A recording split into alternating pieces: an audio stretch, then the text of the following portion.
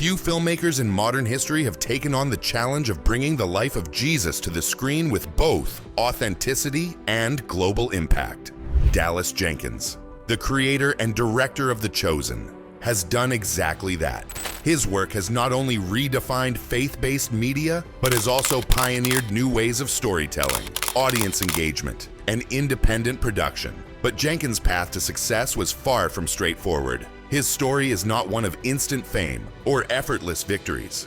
It is a narrative marked by setbacks, disappointments, and moments when it seemed his career might never recover. From his early years growing up as the son of best-selling Christian author Jerry Jenkins, to his own struggles in Hollywood and the devastating box office failure that nearly ended his directing career, Dallas Jenkins' journey is one of resilience, vision, and faith. In this video, we will trace the life and career of Dallas Jenkins, exploring his background, the pivotal events that shaped his outlook, and the remarkable rise of The Chosen as a cultural and spiritual phenomenon. By the end, you'll see not just the story of a director, but the unfolding of a mission that continues to touch millions worldwide. Early life and influences. Dallas Jenkins was born in 1975 in Illinois, into a family where storytelling was not just a pastime, but a vocation. His father, Jerry B. Jenkins, is one of the most influential Christian authors of the late 20th and early 21st centuries. Best known for co-authoring the Left Behind series, which has sold tens of millions of copies worldwide. Growing up in that household meant Dallas was surrounded by words, manuscripts, and conversations about faith, narrative, and the power of a story to move people. But while his father wrote for the page, Dallas would eventually be drawn toward the screen. As a child, Dallas was captivated by movies. He was part of a generation raised on both mainstream blockbusters and small-budget Christian films that tried, often imperfectly, to bring biblical stories to life. From a young age, he recognized that cinema could do something books could not. It could immerse people in an experience. While his father crafted characters with ink and paper, Dallas became fascinated with how actors, lighting, and music could bring a story to life in a way that felt visceral. Yet the family's strong Christian roots also shaped his worldview. Dinner table discussions often returned to questions of faith, scripture, and how stories can reflect deeper truths. This environment instilled in Dallas both a creative impulse and a sense of responsibility. If stories had the power to shape belief, then they needed to be told with integrity. In interviews, Dallas has often admitted that being the son of a famous Christian author came with both opportunities and pressures. On one hand, he inherited access to a network of publishers, filmmakers, and faith-based organizations who knew the Jenkins name. On the other, he felt the weight of expectations. Would he follow his father's path? Would his own creative voice be overshadowed? He attended college at Northwestern Bible College, later renamed University of Northwestern, St. Paul, where his love for film began to crystallize into a clear pursuit. It was here that Dallas started experimenting with storytelling through short films, combining his technical curiosity with his theological background. Unlike many aspiring directors who chase Hollywood spectacle, Dallas focused early on stories that explored human struggles, redemption, and faith. These early projects were not flawless. He often jokes about how rough his early short films looked compared to his later work, but they were essential training grounds. More importantly, they revealed his natural gift for collaboration. Even in his 20s, Dallas showed a knack for bringing together actors, cinematographers, and writers, and getting them to share in a common vision. His early years also taught him about resilience. Not every project succeeded, and not every idea was received warmly. But through trial and error, he gained two qualities that would later define The Chosen: humility and persistence. Humility to admit that he was still learning, and persistence to keep going even when doors didn't open right away. Looking back, it's clear that Dallas's upbringing gave him three key ingredients: a grounding in faith, exposure to professional storytelling through his father, and a restless curiosity about film. These elements didn't yet add up to success. He was still years away from directing anything known outside of small Christian circles, but the foundation had been laid. In a sense, his early life mirrors the opening of many great stories. A character introduced, a world established, and a hint of the challenges to come. The boy who once wondered if he could make his own mark in a world where his father was already a giant would soon discover that his greatest lessons would come not from early triumphs, but from failure. First steps into filmmaking after college. Dallas Jenkins stepped into the uncertain world of filmmaking with a mix of faith, ambition, and inexperience. Unlike many aspiring directors who move straight to Los Angeles chasing Hollywood, Dallas worked on smaller independent projects that reflected his desire to tell meaningful stories. He wasn't interested in flashy effects or blockbuster formulas. Instead, he wanted to explore themes of redemption, forgiveness, and the quiet battles people fight within themselves.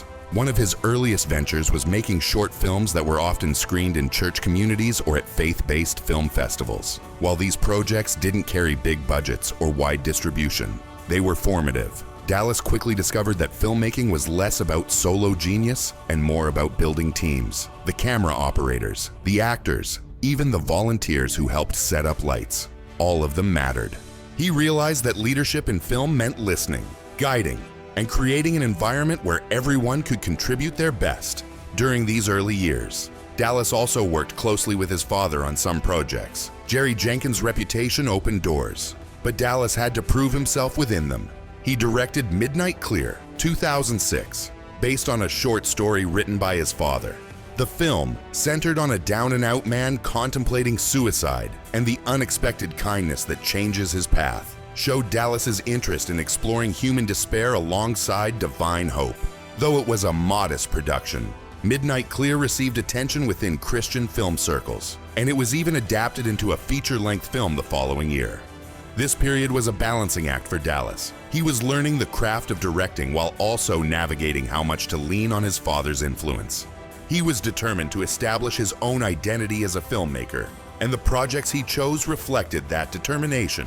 They weren't simply extensions of Jerry Jenkins' literary world, they carried Dallas's own cinematic fingerprint. Still, the road was anything but smooth. Funding was always a challenge. The Christian film industry in the 2000s was still relatively small, and outside of rare hits like The Passion of the Christ, 2004, studios weren't investing heavily in faith-based content. Dallas often had to work with shoestring budgets, relying on creativity and resourcefulness rather than expensive equipment or big-name actors. What set him apart even in those early days was his ability to humanize faith-driven stories. Where some Christian films were criticized for being preachy or stiff, Dallas tried to portray characters who were flawed, conflicted, and deeply human.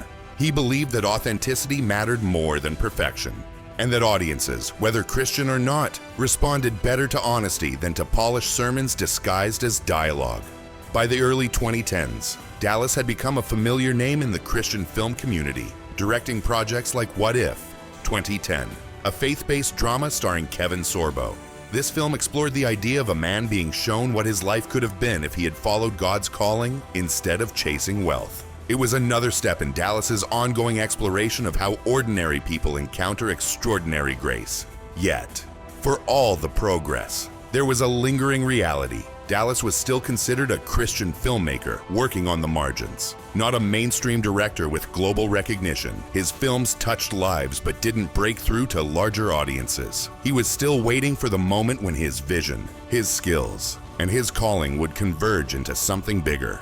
Unbeknownst to him, that breakthrough was still years away, but first, Dallas would have to endure a painful setback, one that nearly ended his career before The Chosen ever began. Struggles and setbacks in Hollywood. Every filmmaker faces moments of doubt, but for Dallas Jenkins, the turning point came in 2017 with a project that was supposed to be his big breakthrough. After years of directing small-budget faith-based films, he landed the opportunity to helm a larger studio-backed feature, The Resurrection of Gavin Stone. The film had all the ingredients of a potential hit in Christian circles. Produced by Blumhouse Tilt, WWE Studios, and Walden Media. It told the story of a washed-up child star forced to do community service at a local church. What began as a comedy with lighthearted tones grew into a story of transformation and faith. For Dallas, it was the chance he had been waiting for. A film that could cross over from niche Christian audiences into mainstream visibility. But when the movie released in January 2017, it flopped at the box office. With a budget of around $2 million, it earned barely $2.3 million in total, far short of expectations. For the studios, the returns were disappointing. For Dallas, the impact was devastating. He had poured years of work into the film, believing it could be the launchpad for the next stage of his career. Instead, it left him with a tarnished reputation in Hollywood. In interviews, Dallas has described this moment as a professional and spiritual crisis. The failure of Gavin Stone wasn't just a setback, it felt like the end. Hollywood is notoriously unforgiving, and in the faith-based industry, opportunities of that scale don't come around often. Dallas and his wife Amanda went home after the film's release and quietly began to question whether his career as a director had come to an end. It was a humbling season. For years, Dallas had been building toward bigger projects, and suddenly the doors seemed to slam shut. He remembers sitting in his living room, praying and wondering if he had misunderstood God's calling. Why would God lead him into filmmaking, only to let his career collapse when he finally reached a wider stage? Yet, in that same season of discouragement, something unexpected happened. Instead of ending, his journey was about to pivot in a way he could never have imagined.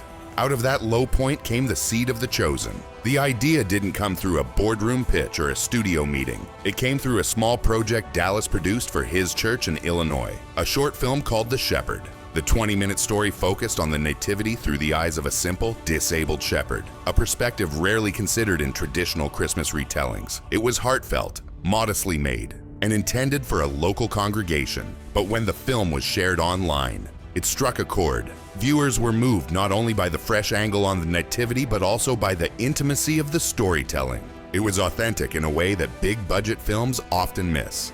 And more importantly, it gave Dallas a new vision. What if a story about Jesus and his followers could be told not as a single movie, but as a multi-season series? This was revolutionary. No one had ever attempted a television-style drama about the life of Christ. For decades, the story of Jesus had only been adapted as 2-hour films, often rushed and constrained. Dallas began to dream of something bigger, a show that would unfold slowly, allowing viewers to truly know the characters, to see the apostles as real people, and to understand the world of the Gospels in depth. But he faced one immediate problem. Hollywood had already shut its doors to him. No studio would bankroll such a risky idea, especially from a director whose last film had failed. If The Chosen was going to happen, it would need a new path. And so, out of failure came innovation. Dallas and his partners turned to crowdfunding, testing whether audiences themselves would support the vision. What happened next would shock the entertainment industry and redefine the future of faith-based storytelling. The birth of The Chosen. Out of the ashes of disappointment, Dallas Jenkins began to dream differently. If the Hollywood system wasn't willing to take a chance on a multi-season series about Jesus, perhaps ordinary people would. After all, it was viewers who had responded so strongly to The Shepherd, the humble Christmas short he had created for his church. What if those same people, and countless others like them, could be invited to take part in something historic? This was the birth of The Chosen, not as a film pitched to studios, but as a project fueled by believers who longed for a deeper, more authentic encounter with the Gospels. Dallas partnered with Angel Studios, then known as VidAngel, to attempt what seemed impossible, crowdfunding the first season of a professional quality television series about Jesus Christ. The results were astonishing. By the time the first season was funded, The Chosen had raised over $10 million through crowdfunding, breaking records and becoming the largest crowdfunded media project in history. It was a clear sign that audiences were hungry for a new kind of biblical storytelling. With the funding secured, Dallas and his team began production on Season 1. Filmed in Texas, the show took a distinctly different approach from the glossy, larger-than-life Jesus films of the past. Instead of rushing through miracles and crucifixion scenes, The Chosen slowed down to introduce viewers to the fishermen, tax collectors, and ordinary people who would become Christ's closest followers. This approach was deliberate. Dallas wanted audiences to see the apostles not as stained glass saints but as human beings, flawed, struggling, and relatable. Peter was hot-tempered. Matthew was socially awkward, and Mary Magdalene carried the pain of her past. By humanizing them, the series allowed modern viewers to connect with ancient figures in a way rarely seen before. The first episodes were released through the show's own app, bypassing traditional distribution channels like television networks or theaters.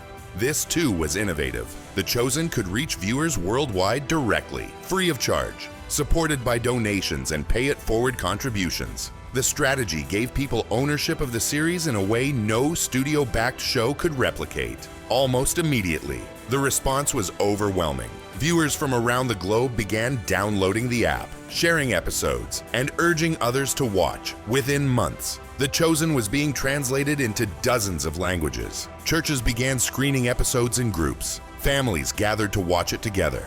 What started as a desperate experiment after a career failure was now becoming a worldwide movement. For Dallas, the success of Season 1 was more than validation.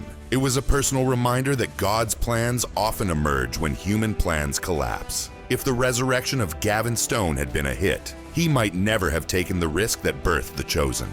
By the end of Season 1, it was clear Dallas Jenkins had not just created another faith-based project.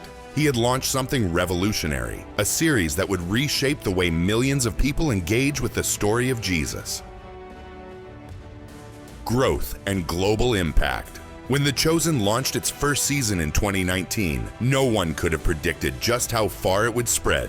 At first, it was primarily embraced by Christian audiences in the United States, but within months, the series began reaching viewers across the world. This wasn't just another faith-based project destined for small circles. It was becoming a cultural phenomenon. By 2021, The Chosen had been translated into over 50 languages, with plans for 100 and more. Viewers in Latin America, Asia, Africa, and the Middle East were watching the same stories that families in the US were gathering around. In places where Christianity was a minority faith, the series offered a rare chance to see the Gospels dramatized with depth and artistry. What truly made The Chosen stand out was the way it spoke to both faith-filled and skeptical audiences. Christians were moved by its authenticity, while many non-religious viewers found themselves unexpectedly drawn to the humanity of the characters. Unlike traditional films that often focused only on Jesus' divinity, The Chosen highlighted his humanity, his humor, his relationships, and his ability to see people others ignored. This broader approach widened its reach beyond church walls. The show also began generating mainstream attention. Major publications covered its record-breaking crowdfunding success, while television networks and streaming platforms took notice of its unusual distribution model. Critics were surprised to find production values, acting, and writing on par with many mainstream series. For years, faith-based films had been mocked for being low quality or overly didactic. The Chosen proved that spiritual storytelling could be cinematic, compelling, and world-class. By Season 2, the global audience had grown into the tens of millions. Social media became a major driver of its success, with fans sharing clips, reaction videos, and testimonials about how the show impacted their faith. The community surrounding The Chosen was unlike anything seen before in Christian entertainment. Engaged, passionate, and eager to bring others into the experience. Perhaps most remarkable was the show's ability to cross cultural and denominational lines. Catholics, Protestants, Orthodox Christians, and even some non-Christians found value in its storytelling. Dallas Jenkins often emphasized that his goal was not to replace Scripture, but to provide a lens through which people could re-engage with it. That openness helped disarm critics and build bridges among diverse audiences. The global impact also extended into physical spaces. Screenings were held in churches, schools, and even prisons. Mission organizations used the show as a tool for outreach, while families used it for Bible study discussions at home. In some communities, people who had never read the Gospels found themselves curious to open the Bible after watching the episodes. Financially, the model proved sustainable. Donations and merchandise sales allowed production quality to grow with each season. By 2022, The Chosen had raised tens of millions of dollars, securing funding not only for multiple seasons, but also for theatrical releases of special episodes, like The Christmas Story, which drew significant box office numbers. What began as a desperate experiment after a career failure had now turned into a global phenomenon, touching every continent. Dallas Jenkins, once doubting whether he had a future in filmmaking, was now leading a project with worldwide influence, something far larger than he could have planned. And yet, for all the success, Jenkins remained clear. The Chosen was not just a show, it was a mission to help people see Jesus differently, more personally, more intimately, and that mission was only gaining momentum.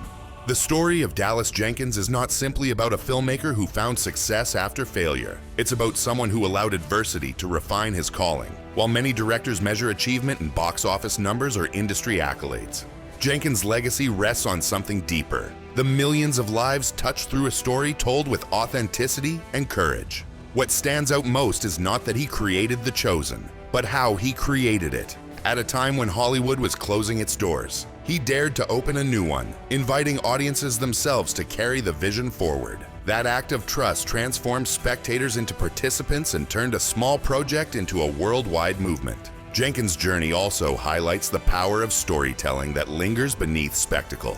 By choosing to humanize biblical figures, he reminded viewers that faith is not abstract. It is lived in the struggles, doubts, and triumphs of ordinary people. In a world oversaturated with quick entertainment and shallow narratives, The Chosen stands out because it slows down, listens, and invites reflection. For anyone pursuing a creative path, Dallas Jenkins' life offers a sobering but inspiring lesson. Failure is not the end of the road. Sometimes, it is the very soil from which the most enduring works grow. The collapse of one project can clear the ground for a vision that reaches further than we could have imagined. As The Chosen continues its journey across seasons and screens worldwide, Jenkins' story reminds us that success is rarely a straight line. It is often born from the willingness to keep going when logic says to quit, and from the faith to believe that even broken beginnings can lead to extraordinary endings.